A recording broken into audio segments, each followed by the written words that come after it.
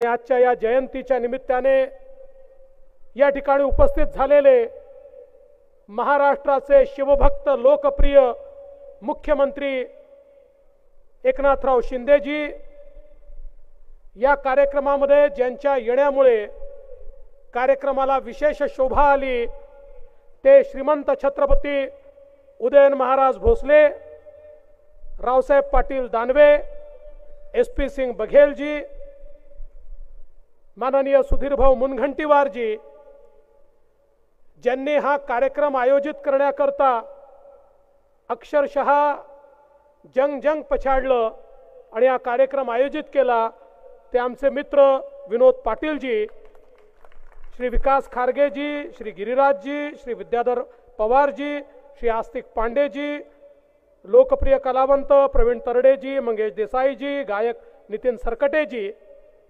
या ठिकाणी उपस्थित सर्व माता भगिनी आणि बंधूंनो, सर्वप्रथम आपल्या सर्वांना 394व्या शिवजयंती समारोहाच्या मी खूप खूप शुभेच्छा देतो आणि खरोखर हे माझं सौभाग्य समजतो की आज आग्र्याला या किल्ल्यामध्ये शिवजयंती साजरी करण्याकरता मला देखील येता आलं।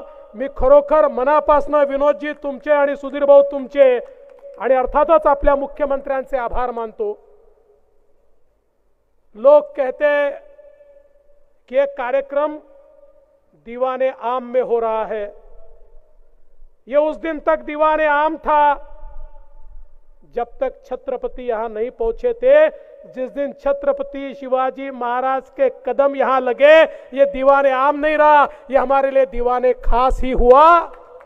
इसलिए दीवाने खास में ही ये कार्यक्रम यहां पर हो रहा है। और मैं तो जब से यहां पहुंचा हूं वो चित्र मेरे सामने आता है, मेरे रोंगटे खड़े हो जाते हैं। ये वही जगह है जहां पर चलते चलते हमारे छत्रपति शिवाजी महाराज सीना तान कर चलते हुए आए। साथ में छत्रपति संभाजी महाराज छोटे से उनके साथ में थे और एक राजा की तरह सामने खड़े हुए। और जब उनको छोटे छोटे सेनापतियों के साथ खड़ा किया तो डरे नहीं।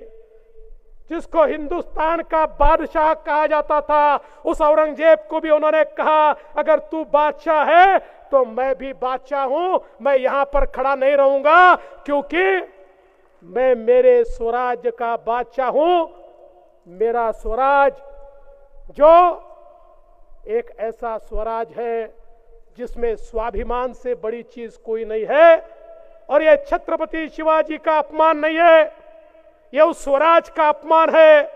इसलिए मैं यहां 1 मिनट भी नहीं रुक सकता। ये कहकर जिस समय छत्रपति शिवाजी महाराज वहां से निकले, ऐसा कहते हैं छत्रपति शिवाजी महाराज का वो रूप देखकर उस दरबार में जितने लोग खड़े थे सारे के सारे स्तब्ध थे, निशब्द थे। छत्रपति शिवाजी महाराज निकल गए, कोई हिला नहीं, कोई समझ नहीं पा रहा था। लोग समझ नहीं पा रहे थे कि ये कौन व्यक्ति है जिसमें इतनी हिम्मत है कि जिसको बादशाह कहते हैं उसके मुंह पर कहता है और निकल जाता है। ये छत्रपति शिवाजी महाराज की ताकत थी, ये उनका तेज था, ये उनका ओज था। और जब महाराज को नजर कैद में रखा गया, महाराज इतने होशियार थे, उनको रणनीति मालूम थी, उनको युद्ध नीति मालूम थी। महाराज ने पहले ही अपने सारे गुप्तचरों को रखा था। महाराज को यह पता था कि कुछ लोग बादशाह को जाकर कहेंगे कि इन्हें जीवित मत रखिए, इन्हें मार दीजिए। इसलिए छत्रपति शिवाजी महाराज ने एक दिन में यहां आगरा में उनके सारे के सारे सेनानियों ने, मावड़ों ने 74,000 रुपए जमा किए। और हम सब जानते हैं मुगलों की फौज और उनके सेनापति ये तो सारे वेतन भोगी थे, वो देश के लिए नहीं लड़ते थे। महाराज के लोग ये देश के लिए लड़ते थे, देश और धर्म के लिए लड़ते थे। उन्होंने ये पैसा जमा किया और महाराज के कहने पर इस प्रकार से वो सारे लोगों को अपनी ओर किया कि जब दूसरे दिन वो औरंगजेब के दरबार में कुछ लोग पहुंचे और उन्होंने कहा, आपके साथ जिस धृष्टता से शिवाजी ने व्यवहार किया है, ऐसे शिवाजी को आप मौत की सजा दीजिए।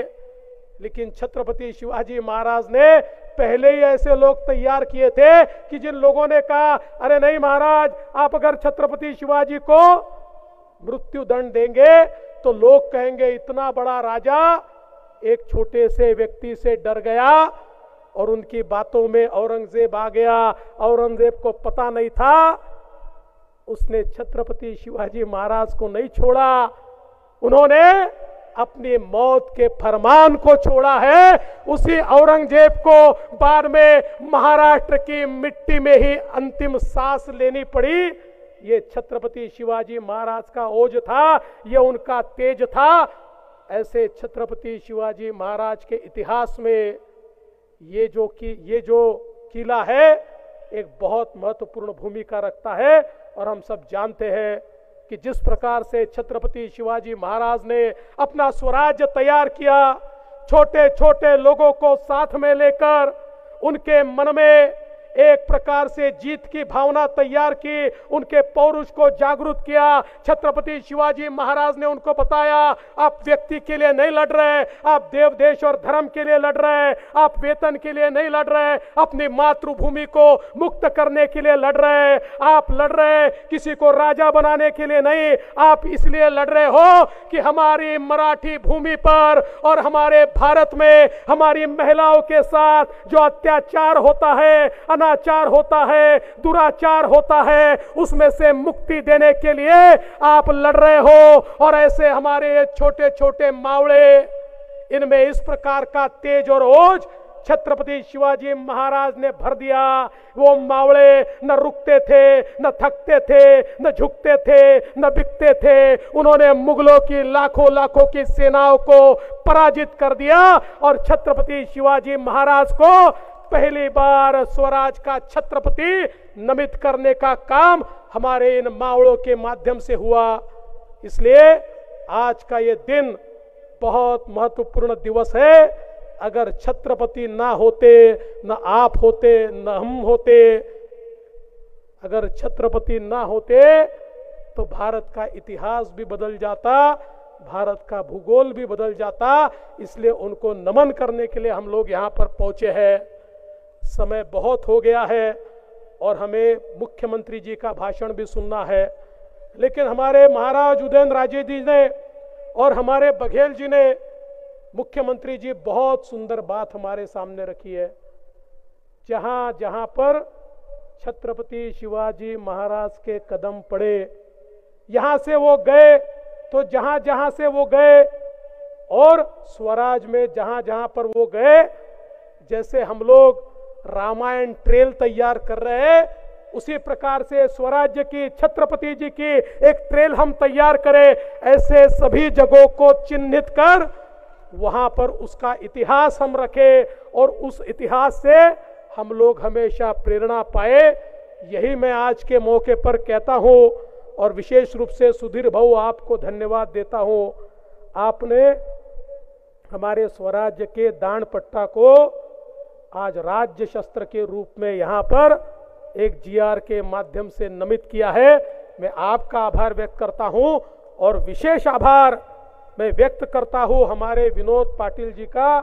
विनोद पाटिल जी, आपने ये जो दिन हमको यहाँ पर दिखाया, मैं ऐसा मानता हूँ कि निश्चित रूप से हमारे जीवन का एक बहुत महत्वपूर्ण क्षण आज आपने हमको यहाँ पर दिया है। इसलिए आपका भी आभार व्यक्त करता हूँ और अपने शब्दों को विराम देता हूँ।